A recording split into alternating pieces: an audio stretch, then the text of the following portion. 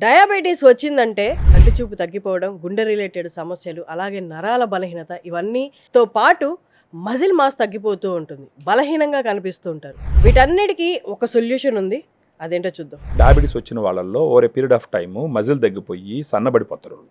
So ఆ సన్నబడిపడడం వల్ల ఈ గ్లూకోజ్ కూడా ఖర్చు అవ్వదు కాబట్టి ఎన్ని టాబ్లెట్స్ వాడినా ఆ గ్లూకోజ్ కంట్రోల్ కాదు.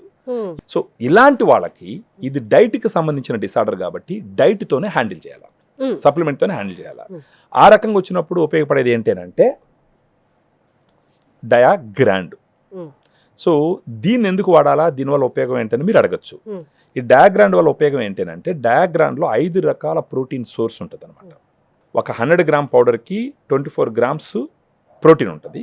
ఈ 5 రకాల నుంచి వస్తుంది: whey, casein, soya, green pea, brown rice. ఇండియాలో 5 రకాల ప్రోటీన్ సోర్స్ ఉన్నటువంటి సప్లిమెంటు ఏదీ లేదు.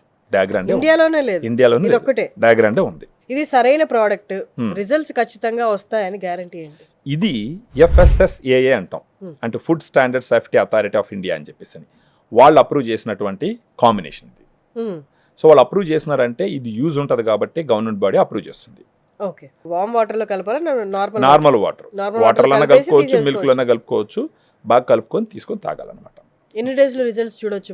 మనకి మామూలుగా ఇప్పుడు ఏది కూడా సప్లిమెంట్ అంటే ఒక డిసిప్లిన్ ఒకటి ఉండాలన్నమాట. ఫస్ట్ ఏమవుతుందంటే డయాగ్రామ్ తీసుకోవడం వల్ల వాళ్ళు ఎక్సెస్గా ఫుడ్ తినరు. ఇది ఓవర్ పీరియడ్ ఆఫ్ టైం ఇప్పుడు మనకు మధ్యలో పెట్టాలనుకోండి. ఇవాళ నేను తీసుకున్నాను అనుకోండి, నా క్రేవింగ్స్, ఆకలి ఎక్కువగా ఉండడం, ఇది ఎప్పటి నుంచి తగ్గొచ్చు? ఒక వారం 10 రోజుల్లో తెలుస్తుంది మీకు.